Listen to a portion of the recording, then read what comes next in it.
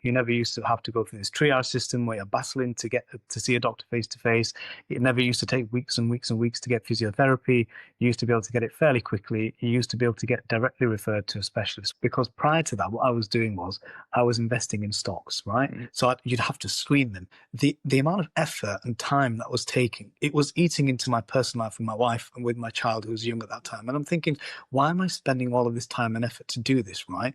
Why do I have to become my own personal financial advisor to be able to move forward in life? Because then you actually realize, why is something that you've owned for 20 or 30 years, the boiler's broken, the heating system's no longer working, there's cracks in the seams, the roof needs changing. Why is that more expensive? So I've got Bitcoin in self-custody. I've got a multi-signature wallet. That requires some understanding of technology and how it works. But once the user interface becomes a lot easier to operate, all of a sudden it will lead to a flood of people using that technology.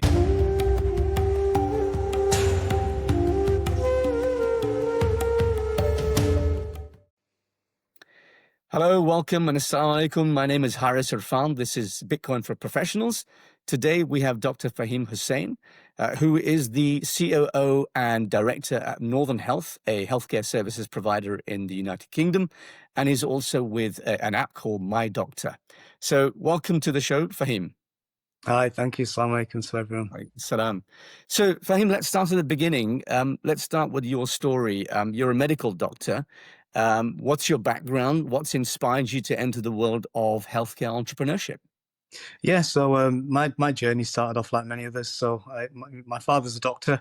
So as often happens, you end up following in their footsteps because you think, I'm not sure what else to do in life. So I went through the journey of high school and university, studying in Manchester, and went through medical school. No drama, no fuss. 5 years it takes to complete training here in the UK, with a couple of years of what's called foundation training, which is where you kind of cut your teeth in the real world and kind of train. Then GP training took about 3 years, run through. And while I was training to be a GP, which is a family doctor for anyone who's outside of the UK, I did a master's in healthcare ethics and law. So that focused a lot, basically, in terms of the legal side of things, how to protect yourself medical legally, and also global health policy. And interestingly, my thesis that I did at the time was on the World Health Organization's response to global pandemics. And that was a few years before the COVID pandemic. So very interesting, actually. So that was very, very interesting. Then I became a GP in 2019, became a partner in my GP practice in 2020. So I've been there for 5 years. And in 2021, I became a director of Northern Health, which is a private healthcare company that provides doctors and staffing to emergency departments in hospitals. As part of the expansion of Northern Health, we're using the profits with that to generate a new business, a spin-off called myDoctor, which is a direct patient to doctor to patient consulting service, a private consulting service. Yeah, I should explain that. I mean, for those of us who are not in the UK, I mean, the UK has obviously had a healthcare service that for many decades was the envy of the world. I mean, it really was, a gold standard in the world of healthcare. And in recent years, I'm sure we can all agree, and I know you've been at the sharp end of this. Yeah, it's fallen into disrepair through, a couple of decades of underinvestment. So that's why it's interesting to see doctors themselves who are creating entrepreneurial private healthcare models to address the gap that we clearly have. I mean, look, I'm a user of healthcare services every now and then, and if I and usually it's related to some sports injury, and the problem is that getting someone to take a look at this injury just takes forever because you have a process to get through, triage, and then the local GP, and then the local GP refers you to a surgeon. A surgeon starts with physio, and then eventually you get surgery, and it's a very, very long, drawn-out process with a lot of waiting. And part of the reason is because our healthcare system, and mostly the reason is it just simply can't cope. So it's interesting to see what's the driver that made you think about moving towards private healthcare and a more entrepreneurial model. Is it related to the NHS itself, or is it something innate within you that says we need to develop a better model? It's effectively both, and I agree with you 100%. I think when you look at healthcare, I view it from that first principles lens. Being in Bitcoin, both of us know you have to analyze things from the root cause before you get to the problem. It's like when you see a patient, instead of focusing on controlling their symptoms, you think, what's the process behind the symptoms? Is there a disease going on? Have I diagnosed this patient correctly? Right. So what's the diagnosis for the NHS at the moment? Decades of underinvestment, an inflationary monetary system that is effectively leading to downstream problems, such as it's broad, right? We could talk about this forever, right? But Yeah. if you condense it, an inflationary monetary system, which means underinvestment, nominally as well as in real terms, is effectively stripping the healthcare system of services. You mentioned yourself, how long does it take to go from diagnosis to get a treatment, right? Yeah. It never actually used to be like that. You used to be able to get a GP appointment. You never used to have to go through this triage system where you're battling to get to see a doctor face to face.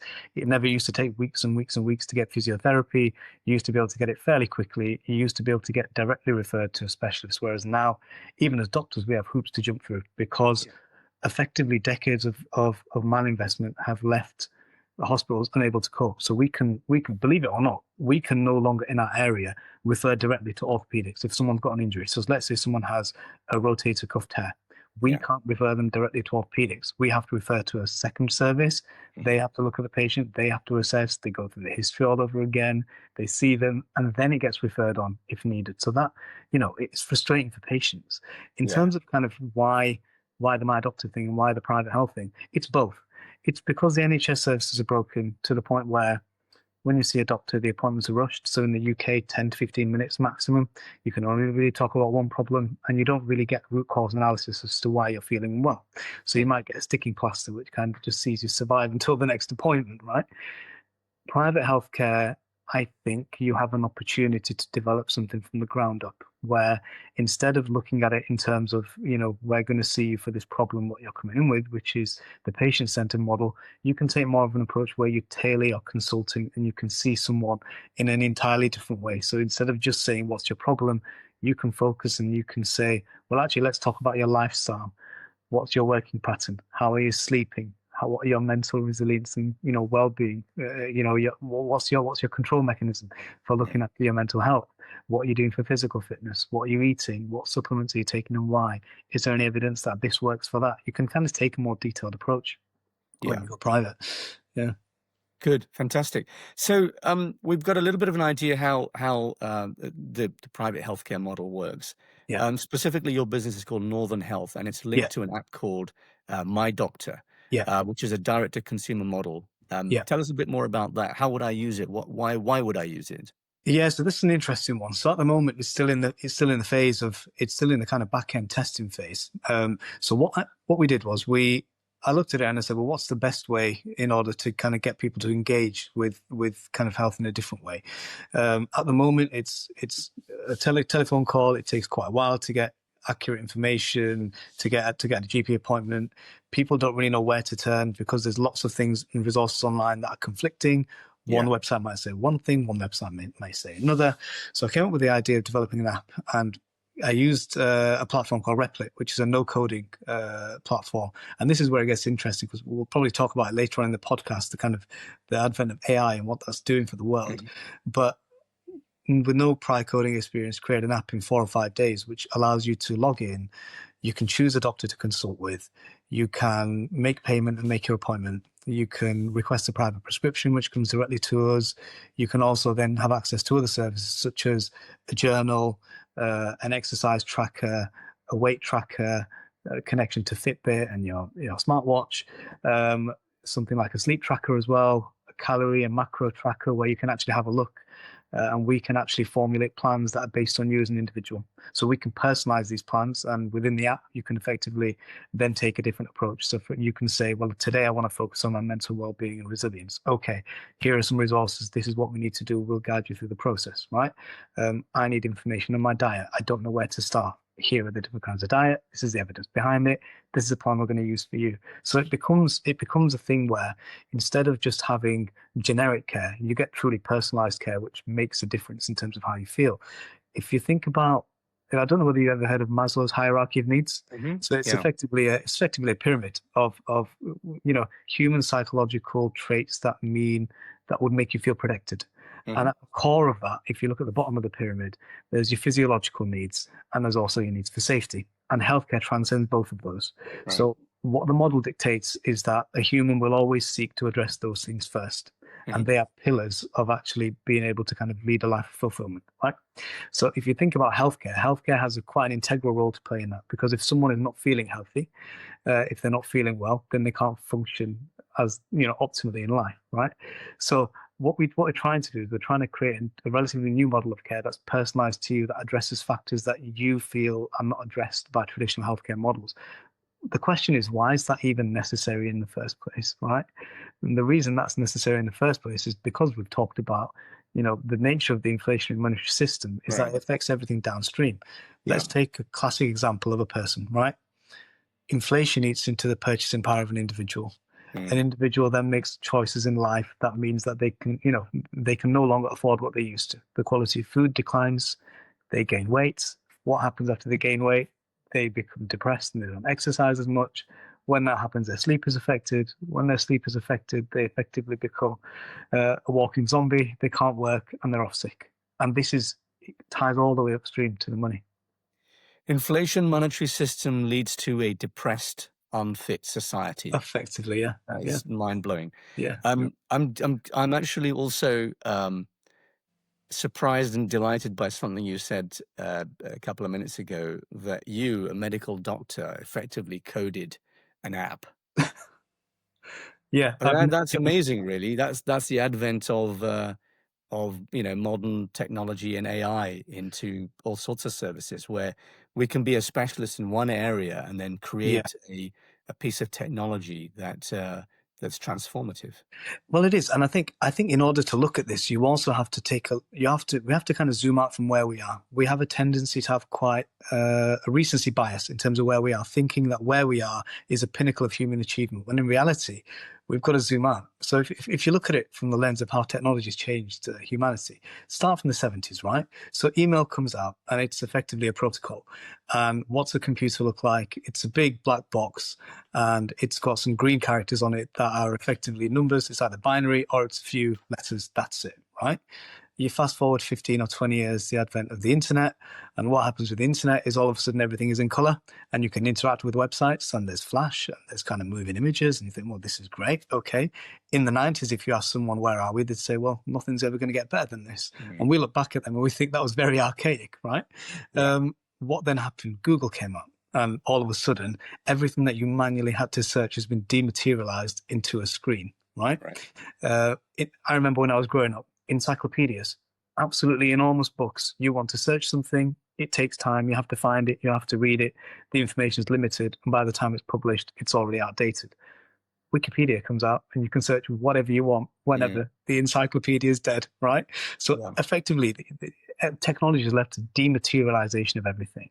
We follow this journey along. What happened in 2007, I believe? The iPhone came out.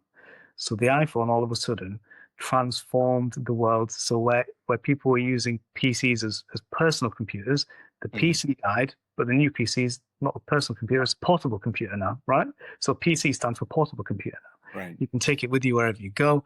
You've got access to the internet, you've got access to email, you've got access to, if people listen to music or podcasts, they're there now. VCR and Blu-ray died. Then you think about Bitcoin. What happened in 2008? So 2008, 31st October, we know the story. The white paper comes out. And you think about the evolution of technology in humanity, and you can't help but apply it to money, right? So we all know the story. From looking at Bitcoin, our understanding is we've always, in order to understand Bitcoin properly, you have to understand a few disciplines. You have to understand history, economics, finance, geopolitics, game theory, and many, many more, right?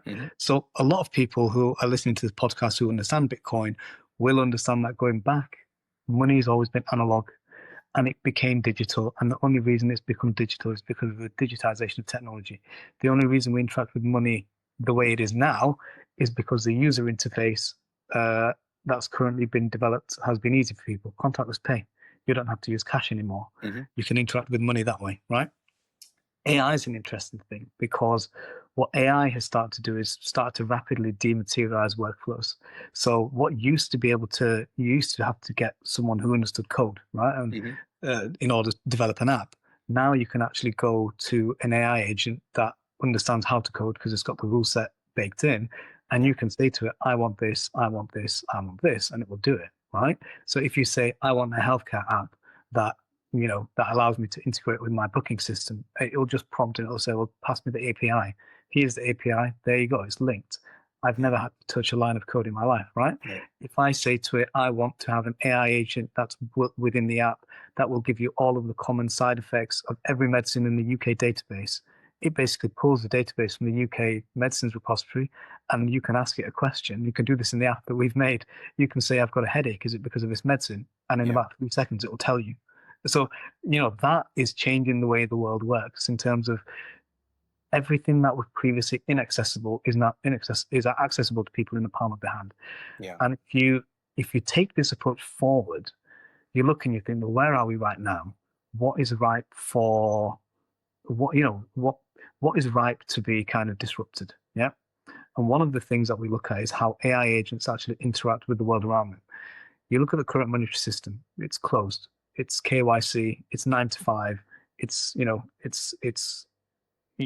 borderless, and weekends you can't do anything, right? If you've got an AI agent that's operating 24/7, that needs to be able to use micropayments to verify what's right and what's wrong, what's going to be the currency of the internet? Is it going to be a closed system or is it going to be an open system? If you gave someone an option to switch from a closed system to an open system in any field of life without friction, they would choose the open system every single time, right? Because something that is going to allow you to do what you need to do without permissions is always going to trump something that requires human effort, right? And I think one of the things, especially in terms of kind of Bitcoin, that probably needs to change in order to let that happen is, and we've all interacted with it, right? So I've got Bitcoin in self-custody. I've got a multi-signature wallet. That requires some understanding of technology and how it works. But once the user interface becomes a lot easier to operate, all of a sudden it will lead to a flood of people using that technology. I've always said to my friends in the jokey way, I said, look, as soon as Apple invents a Bitcoin wallet, it's over for everyone, right? Because they'll develop a system that people can use and onboard because they've got 1 billion devices in the world, and all of a sudden you've got that enabled, right? So to me, it's only logical that that's going to happen at some point. Yeah. So, I mean, clearly you're a true believer. You believe in Bitcoin. You understand that it's the natural currency of an AI-driven, ecosystem, and you clearly understand the link between what an inflationary money supply does to people's health, and to society. You're at the sharp end of that. But how did you come to it? What was your orange pill moment? What's your aha moment? When did you suddenly wake up and say, "Hang on, this needs more research"? Yeah, so this is my story is like many other people's. Me and my dad are really close, and we've always talked about everything, whether it be politics or finance or economics or cars or whatever, right? We were really, really close. And one day we were sat outside a takeaway and we were getting food for my family. And my dad he showed me a link in the Financial Times. He was like, Ethereum goes from £1 to £7 in a year. And he said, what's this Ethereum thing? I heard of it in January, and now it's October time in 2017, I think it was, and it's now worth £7 or £8. I said I'd never heard of it before that, right? So I start searching at the internet, what is Ethereum? Then all of a sudden that leads to what is Bitcoin. And I think at the time there were 3 coins to say: Bitcoin, Ethereum, and Litecoin, right? So I look at it and I say, what is this, right? And I'm trying to understand it and read it, but like many people, you don't really understand it, and you look at the number go up and you say, I need to buy this before it runs away from me, right? Human psychology, right? So you buy it, you buy all 3 of them, it goes through a bear market, you forget about it. Then all of a sudden, someone I was following on X, Twitter at the time, mentioned something about Saifedean Ammousa's book, The Bitcoin Standard. I was like, I read a lot, and I've never heard of that book before. So I picked up that book in 2020, I think it was. I had the audiobook. I'm driving to work. This was during the COVID pandemic, and I'm just listening to this book. and everything is just clicking and making sense. Because prior to that, what I was doing was I was investing in stocks, right? Mhm. So you'd have to screen them. Is this halal? What's the debt Yeah. equity ratio? Has it got anything, 5 or 10% of it that's from haram sources that you need to effectively, you need to, cleanse your wealth with? And the amount of effort and time that was taking, it was eating into my personal life with my wife and with my child who was young at that time. And I'm thinking, why am I spending all of this time and effort to do this, right? Why do I have to become my own personal financial advisor Yeah. to be able to Yeah. move forward in life?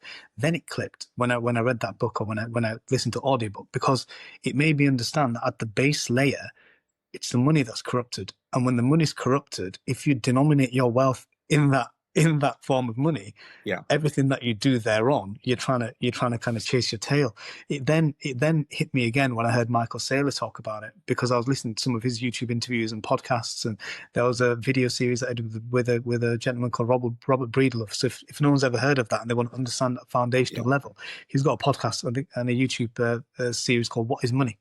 Yeah. So going through that, you start to understand the evolution of humans in terms of their behavior and in terms of technology and in terms of the advancement of kind of money and what the purpose of money is. So, you understand that. You start reading other kind of foundational resources like Vijay Boyapati's, he had an article with regards to money, the bullish case for Bitcoin. So if no one's heard of that, that's worth a read as well. And there's a book of it now as well. So you read these things and you understand from a foundational point of view, what is money? What is the purpose of money? What are the properties of money? What does it need to have? And that's when you understand that inflationary money is effectively stealing from you, right? You see the unjust nature of the current system, and you think, no matter what I do, no matter how hard I work, the government is effectively stealing 2 to 3% at minimum, right? Because that's CPI, not real inflation, which we know is about 7 or 8% a year.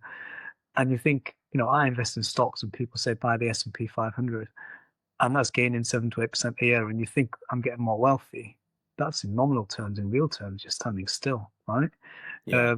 Uh, one of the analogies I used with my dad when I was explaining this, when we really fully understood Bitcoin in 2020, was, okay, let's look at the average price of a house in 1974 in the UK, right? Mhm. It was £4,500.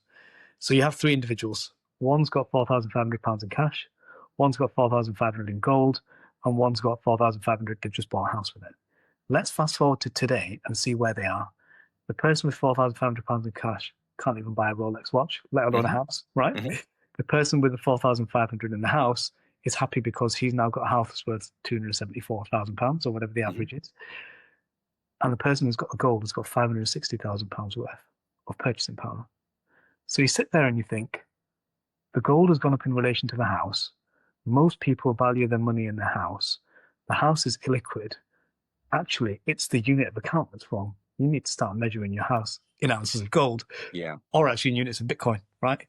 Because then you actually realize, why is something that you've owned for 20 or 30 years, the boiler's broken, the heating system's no longer working, there's cracks in the seams, the roof needs changing. Why is that more expensive? Yeah. It makes you actually understand that the unit of account is the most important measure, right? Yeah. So when you understand things from that foundational lens, it it transforms the way you not only you think about finance, but the world. So the one thing that's had an impact on me in terms of the way I practice medicine massively is I will always ask the patient who walks through the door, what do you think is going on and why do you think that is? And Right. it transforms your consultation, because Right. instead of people looking for something to fix themselves, or for, doctor, I've got a problem, can fix it for me. It's actually, no, this is what you need to do to help yourself. And Yeah. this is what we need to work on. Right. So Yeah. it really, really changes what you do. Now, you mentioned Michael Saylor just then, and was that an inspiration for you to look at putting Bitcoin on the balance sheet of your company? In essence, yeah, because we put Bitcoin on the balance sheet of our company earlier on this year. And I'm actually kicking myself we didn't do it sooner, because it was, knowing all what I know, it was staring me in the face, right? And I'd always Yeah. held it privately. But I spoke to my other partners, and to my surprise, four of them had already had Bitcoin anyways. And I said, well, why don't we just put it on our balance sheet? So we had a board meeting, and I was had them a presentation and effectively orange pilled the business side of their minds for about an hour and a half. So when you say when you say you orange pill them, are these Yeah. doctors or are these administrators that you're? No, they're doctors as well. So my partners are Okay, doctors as well. So they're GPs as well. We've all right, got diverse backgrounds. So some of them right, trained in Pakistan, were initially surgeons, and then came to the UK and did right. medicine. But we're all general practitioners now. Yeah, So it was effectively, all our backgrounds are different, right? But a few of us had come to the realization individually that we'd own Bitcoin. So we thought, well, why not put it on our balance sheet? And the way we looked at it was, we said, well, actually, let's look at it in terms of, if you want to become successful and you want the business to grow, what do you need to do? So a traditional model is that you would invest money into something in the hope that that generates more return, and that return is effectively going to pay off the initial investment and give you a return on your invested capital, right? yeah, So when you actually look at things from the Bitcoin lens, you actually think, well, you buy the Bitcoin, you put it on the balance sheet, and simply through, and I say this now, having understood this and done 10,000 hours of work on it, so it's very easy for me to say, but you understand it through the foundational principles of inflationary money versus deflationary system, closed versus open system, analog versus digital. What's the way the world is going to go? Capital is going to flow into Bitcoin, right? Which means the market cap of Bitcoin is going to go up, which means your holdings are going to appreciate in value over time, right? So if you put that on your balance sheet, you effectively, through the work that you've done in the last 4 or 5 years understanding this thing, put something on your balance sheet, and you don't have to work for it again. And it actually outstrips everything we do. So on a metrics basis, return on invested capital, it's yeah. outperforming everything we're doing. Well, you know that, and I know that, Yeah, and Bitcoiners know that. But yeah, when I try to, I mean, my family's from a very medical background as yeah, well, father, brother, many cousins, and so yeah. on. And when I try and explain Bitcoin to them, maybe you're just a much more persuasive person than me. But that's really, really commendable and unusual. It is very hard, in my experience, to convince normies, if I can say that, Yeah, yeah, that the best way to save and the best unit of account is Bitcoin, whatever business you're in, yeah, and especially in the medical field, because something that I've noted about family members who are medics is, they do live in a bubble, yeah, and it's rare to come across a doctor like yourself who is much more rounded, knows the world around him, looks at root causes, not just from a medical perspective, and associates those root causes with certain symptoms and outcomes. yeah, And one of the ways that I think we can fix the world and fix society and make it a better place is to reverse that decline since 1971, yeah, when the dollar has had this depeg yeah, from gold. And suddenly, you talked about the house prices yeah, in 1974. Clearly, there is a very important link here that we need to address.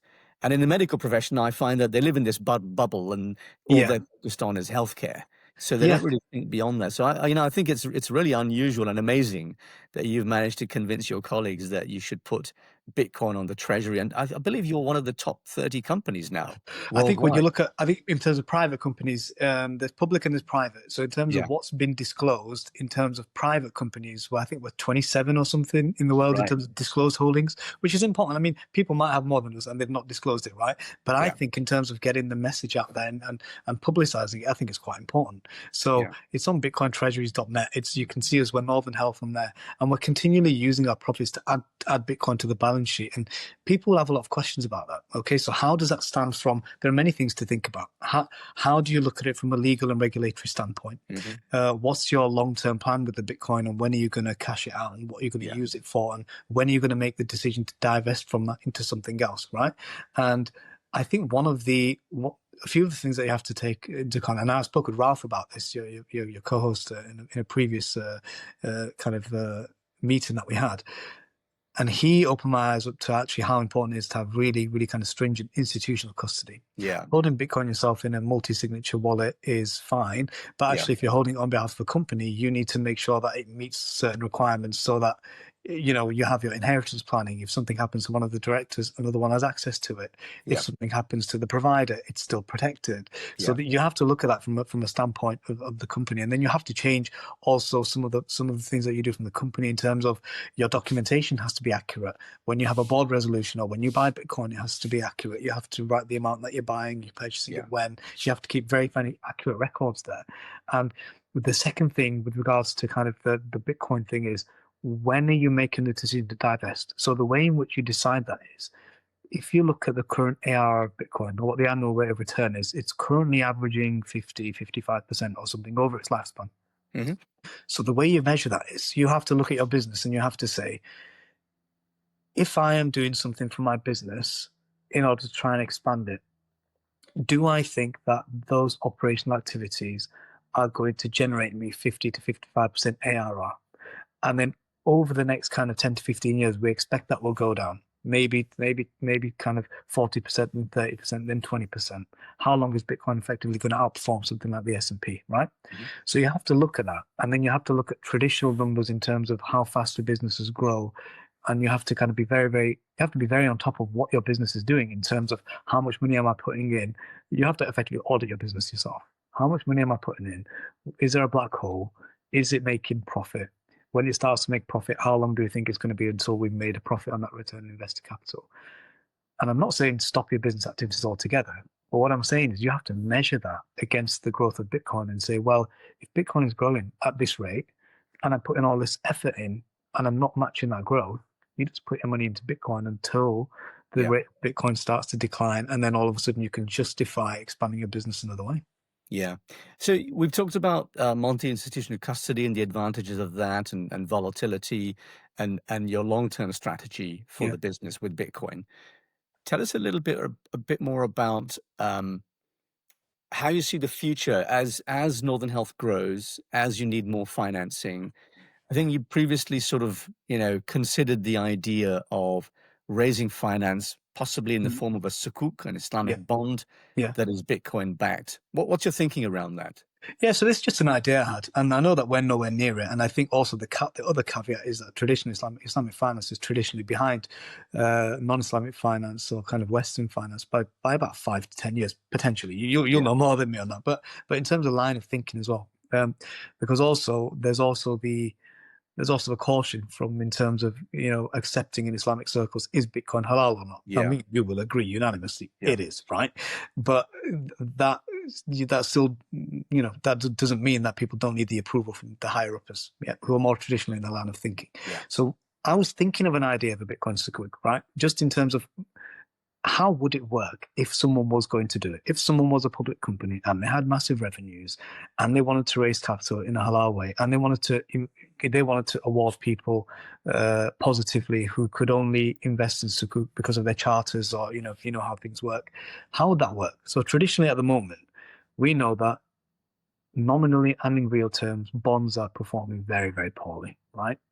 And there are some companies in the world and kind of family offices, etc., who have to hold a certain portion of their wealth in Sukuk or bonds, right? Yeah.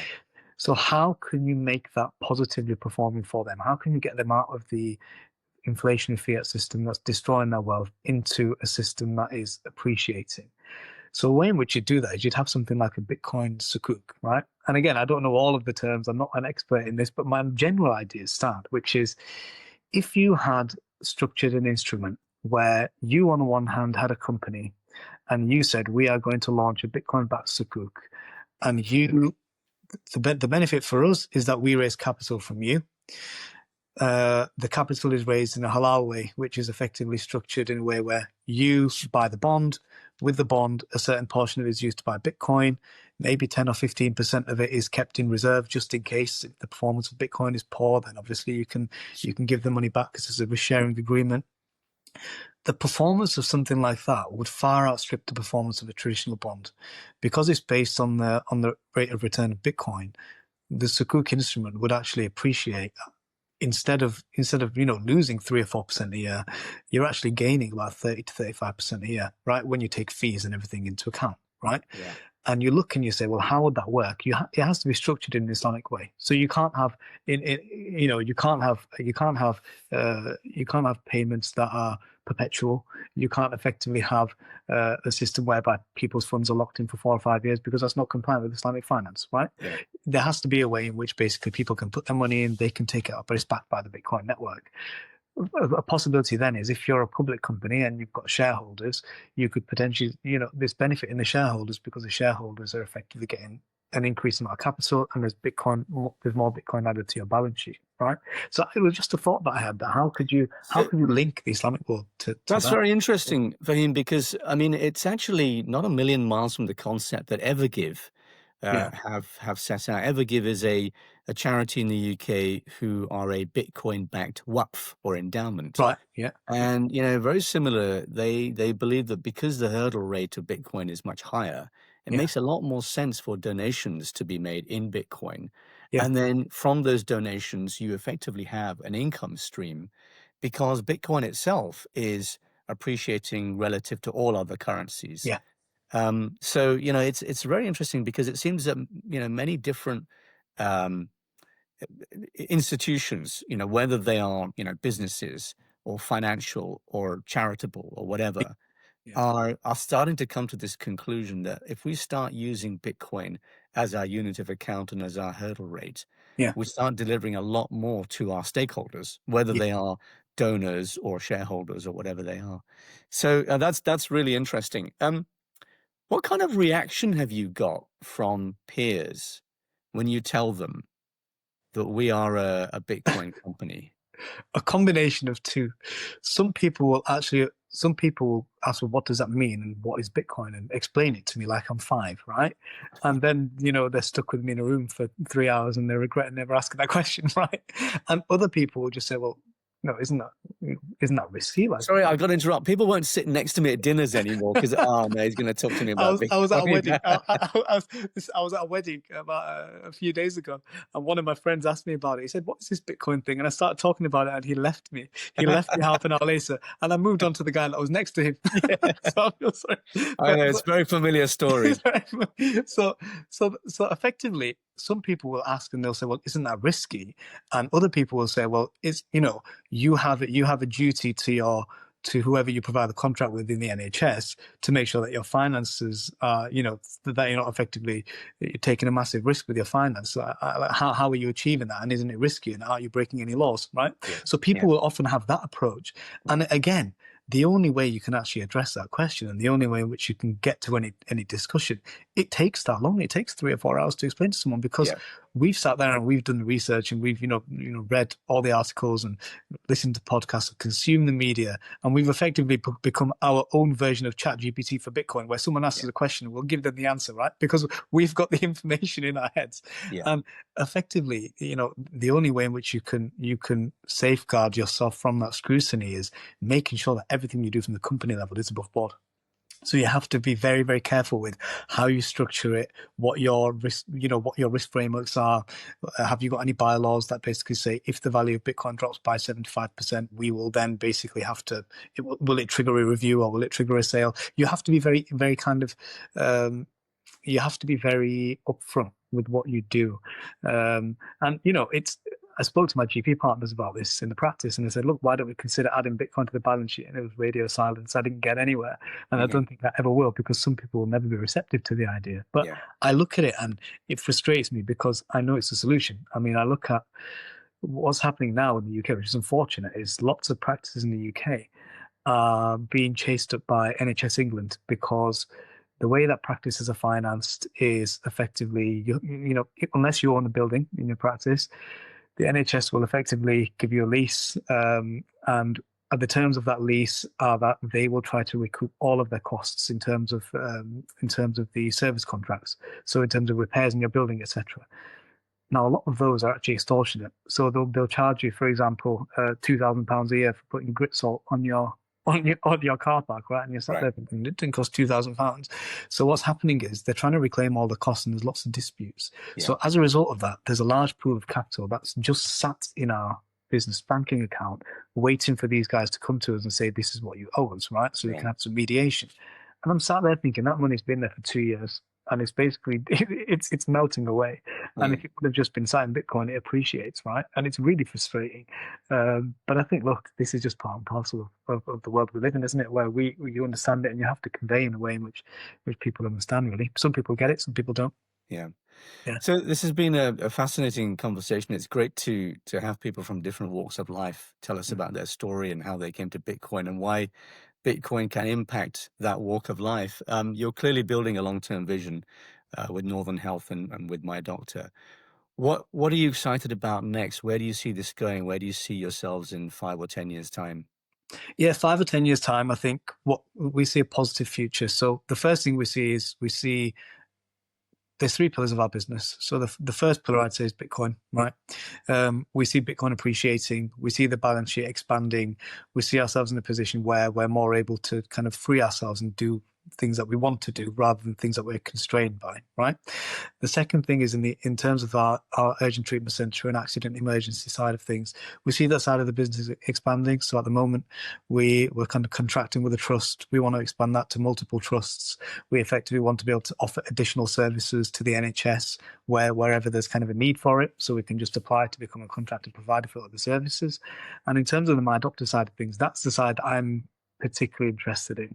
How can we use technology and how can we really personalize medicine and how can we actually provide a service that's better than traditional healthcare services? Because at the moment, what you've got is you've got your traditional healthcare service, you've got your private healthcare service, and what the private healthcare services do are they effectively offer you faster access at a cost. They don't Mhm. really do anything much different than traditional medicine. Mhm. So what we're trying to do is we're trying to revolutionize how you deliver traditional medicine in terms of can you integrate with third party apps? Can you kind of provide someone a personalized look at their health? Can you be the person that they just send a message to and say, okay, I need this, and you can explain that to them, or give me some information on this supplement. We'll go through all of the scientific journals and tell you, does it work? And if it doesn't, don't use this and use that. And what dose should I have? And should I microdose? And I've got this condition and these are my symptoms and what should I do? So we can become more of a personalized hub for that, right? Yeah. But the other thing that I see is beyond medicine, right? So lots of things I think about. I always think about, especially being a Muslim in the West, in the UK, where are we at the moment? How did we get here and where are we going, right? So when you look at the history of how Muslims came to this country in the UK, right? Traditionally, they were blue collar workers, working in factories, working manual labor jobs, and as a result of that, settled in cities that were traditionally working cities, right? Mhm. Or towns or suburbs, Yeah. traditionally not affluent areas. And then the first generation that would settle here after that, or second generation you call it, would then be bound by that geographical area. So the Mm. quality of schooling and education would not be as good. The quality of housing would not be as good. And we're now in a situation of third generation where we think, well, actually, we're at an inflection point. Where are we going and what do we do, right? So if you look basically at some of the problems that we're facing in society, especially as Muslims here, is when you look at statistics, our financial literacy is nowhere near the national average. Our ability to get higher paying jobs isn't there as well. Our access to the best schools isn't there because the infrastructure in the affluent areas hasn't been built. So there comes a point where you decide, am I going to live in this area where I'm living, where my parents are living, where the amenities are not as good as they should be?